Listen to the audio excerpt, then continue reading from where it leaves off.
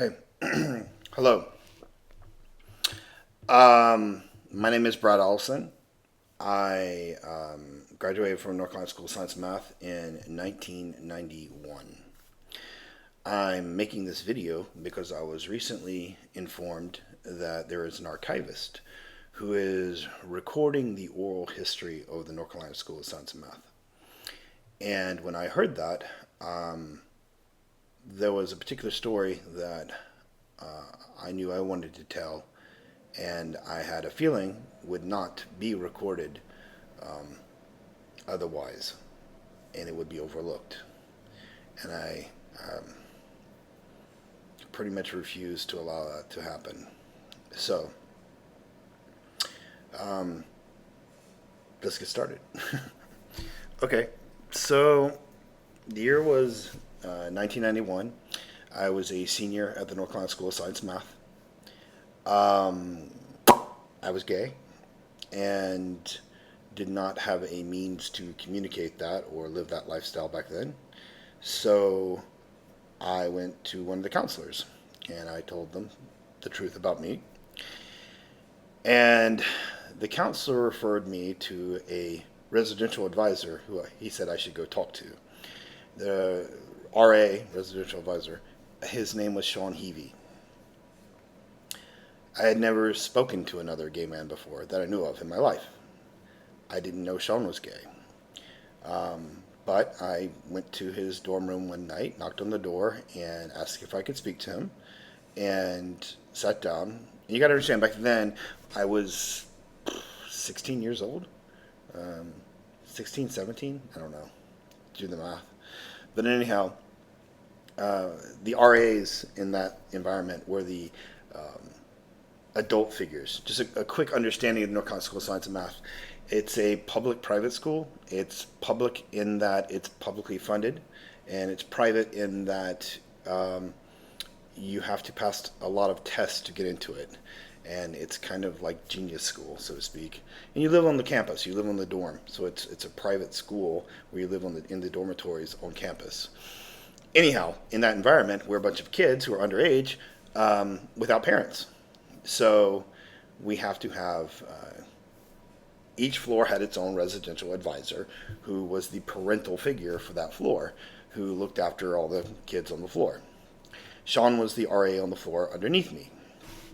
So anyhow, I went down, knocked on his door, came in, asked if I could talk to him, did the whole discussion, told him I was gay, this, that, and the other, and he just listened the whole time, didn't say a word. Um, and I told him about all my fears and the fears of rejection and all that. The usual coming out story, things that all gay men have to deal with. So, after my story, he told me he was gay. And I remember staying there probably an hour and a half for this long conversation. Well, anyhow, at the North Carolina School of Science and Math, and this is where my own memory gets a little foggy, but every night we had some kind of check-in where they would walk around the rooms and make sure everyone was in their room. I think it was 9 o'clock, 8 o'clock or 9 o'clock. You had to be in your room. And someone was assigned to go through and make sure everyone was in the room. And there were multiple checks. It was like an 8 o'clock check, and if you missed that one, you were in trouble, but not real bad. And then there was another one that was like 8:30, and if you missed that one, then you were in trouble, and so forth. Well, I missed all of them. And all my friends actually went into a panic because no one knew where I was. I wasn't where I was supposed to be. And here I was having this like life-changing conversation with Sean about being gay and what it meant. And, here was this. And by the way, Sean was an extremely, from my perspective at that age and where I was in my life, he was incredibly athletic. He was incredibly masculine. I had never met a masculine gay man. And I couldn't fathom the fact that he was gay when he told me that he was. So I'm having this like really deep, life-changing conversation. And it goes on for like an hour and a half, 2 hours. And I've totally lost track of all time. So I go back, eventually it ends, and I go back to my room. And I come back to my room, and all my friends were apparently in a panic that I had gone missing. And they were, when they found out that I was fine and I had just been in Sean's room, they were all very mad with me. And I remember I left to go do something, like homework in another room or something. And when I came back, they had filled my bed full of crackers and smashed them with saltines, which is what kids do. So that was my reward for having this life-changing conversation, is that all my friends filled my bed with saltines so I would sleep in a very uncomfortable manner. Um, that's life living in a dorm. But anyhow, and I was mad at them, of course, for doing this. Um, but so moving forward, Sean and I became friends, and he introduced me to what I consider to be the gay world. I didn't know anything about gay men. I just remember conversations I had with him that, in hindsight, are so stupid. The kind of things that a kid would say without processing. I remember one time I won't even repeat it. It's just the things that the kids will say. I didn't understand that a relationship was possible between gay men. To me, being gay meant sex, and that's all there was to it. You know, it meant I liked having sex with men. It meant it was just stupid. It was naive, and I remember one day standing in his kitchen, and he was there with his boyfriend. By the way, all of his friends were incredibly built, athletic, beautiful. They all looked like GQ models. I just remember standing around them feeling so inferior and going, wow, gay men can look like this. I just remember that whole feeling of, wow, just I looked up to them with such, wow, amazement. So I remember one day I was standing in his kitchen, and he and his boyfriend embraced. And I just remember thinking to myself, wow, this is possible? I mean, you can have a relationship with a guy? It just had never crossed my mind. Because to me, you know, 16, 17-year-old, testosterone, normal kid who just happens to be gay, to me, being gay meant sex. That's all there was to it. That's all I thought about. Um, and the idea of like embracing and loving, wow, concepts that had never crossed my mind. And I remember watching him embrace his boyfriend and thinking to myself, wow, this is actually possible. This is possible. You can actually love another man. Never crossed my mind. I just remember watching it for the first time, and it just broke my reality for real. So we became friends, and he would take me off campus. He would sign me out, and we would go to gay bars. Only like twice, I think he did that. Maybe two, yeah, I think twice. And it was more along the lines of just letting me see what was out there.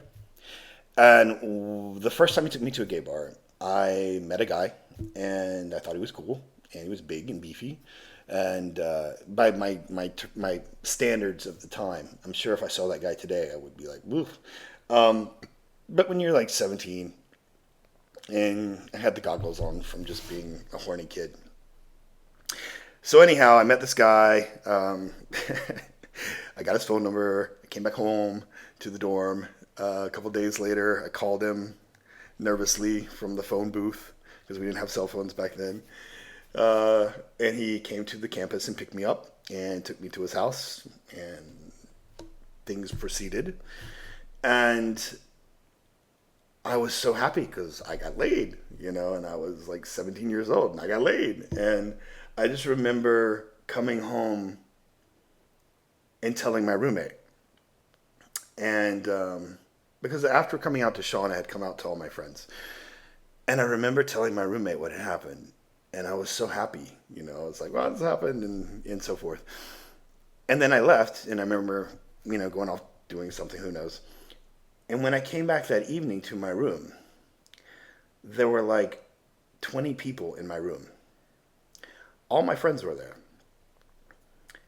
And they basically did an intervention on me. All of them.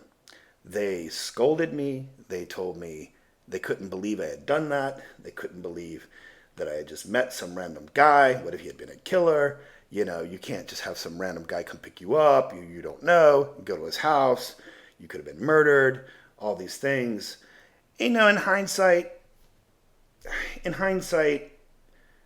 they're kind of right in a way, but you can't deny that. And this is what I hit them back with. And I said to them, I said, if any one of you guys in this room would have met a 30-year-old woman who came over and picked you up from campus and you went home and you got laid and you came back, I said to all of them, I said, would any of you have done this?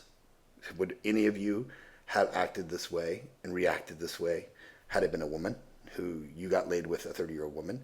I said, the only reason you're doing this is because I'm gay. And that's not right. And I walked out on them. But in hindsight, I can look back at it and say, well, they did it out of because they cared about me and they were worried. So in hindsight, I can see both sides. But at the time, I was livid. I was very mad at them for doing that. So Sean took me out to see various different things. I mean, he opened up the world to me. I'd say he opened up my eyes to the gay world. And our friendship proceeded, and we would go out, do things. He would take me to dinners, and his friend's house. I would go to dinners at various different. I met a lot of gay men, older gay men this way, who were very established, professional. I just remember looking up to them, and I kept thinking to myself, wow, this is possible. You can have a life and have a career and be successful and be healthy and all these things. I was just like, these men are amazing. They're incredible. And I just looked up to them so much. And Sean introduced me to all of that. So moving forward, the year ended. We all go home for the summer. It's kind of like a boarding school. And in this case, this was my senior year. So I was actually going to go to college next year. So I go to college the next year, and I had heard that Sean had not returned to school. And I didn't know the details, but I just knew that he had not returned to be an RA. And I had met his replacement. His replacement's name was Sandy, who also happened to be gay. And this is the part where it gets dark. Okay.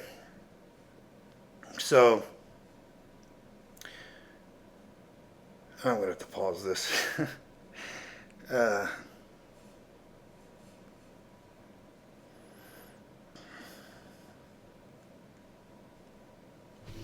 Okay. So I said I would do this. So one night I was at a gay bar, and Sandy was there.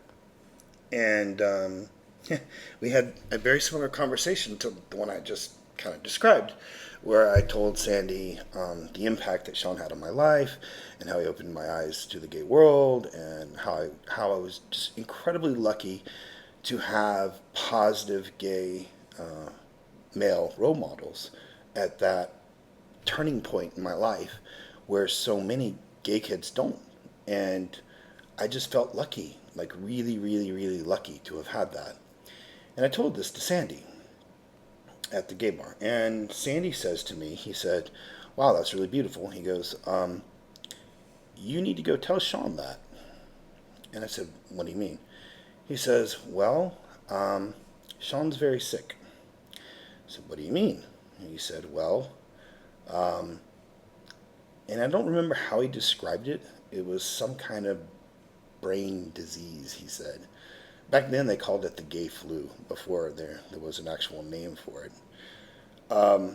Because I remember the time I was standing in Sean's apartment, and he told me, he said, there was a gay flu going around, and it was making people sick, and no one knew what it was. There just wasn't information about it then.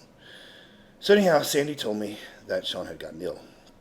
And he told me, and that was Saturday night, he told me that you need to go tell Sean these things now. And me, being a young, stupid kid that I was, just let it pass. Sunday came and I did nothing. Came and went and I did nothing. Usual stupid things. And then Monday, a friend of mine, Jenny, came to my room and told me that Sean had passed away. I fell to pieces. And I just rem-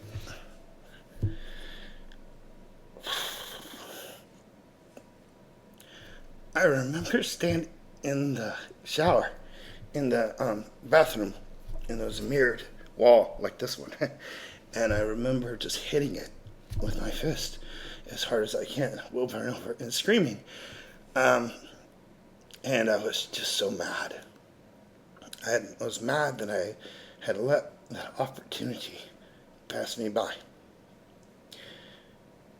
And I swore that I would never do that again.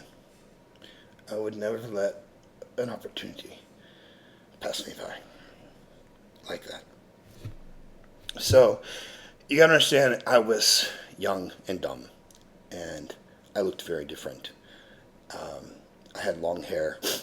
I had hair that touched my shoulders. I was a hippie kid who liked metal, and I dressed with balloon pants, like MC Hammer pants. Yes. And I just remembered going back to my room and thinking, I want to become Sean. And I took my entire wardrobe and threw it away. And I went to the mall and I bought a completely new wardrobe, and I cut my hair. I got a very GQ haircut, and I got very preppy clothes, and I changed everything about the way I looked because I wanted to remember Sean, and I wanted to remember the way he was. And so it altered my life. I started working out. I started getting bigger and more muscular and all the other things, and completely changed my look. Um, I changed everything, but all of it was because I wanted to remember Sean. And then I expected there was going to be some kind of memorial at the School of Science and Math. I thought that there was going to be some kind of remembrance or something. And I was talking to other RAs who were still at the North Carolina School of Science and Math. And basically what happened was the administration at the time did everything in their power to hide the story, to cover it up. You just got to remember this was the early 90s and in North Carolina.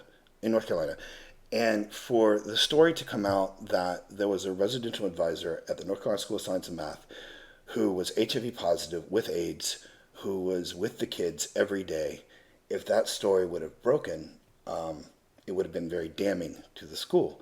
So the school's administration did absolutely everything in their power to cover it up, to hide it. No one knew about it. No one knew that there was ever an HIV positive RA there with the kids every day, taking them out, hanging out with them at night, being an advisor, being a counselor, being a friend, and all of that. They did everything in their power to erase. And that's why I'm making this video.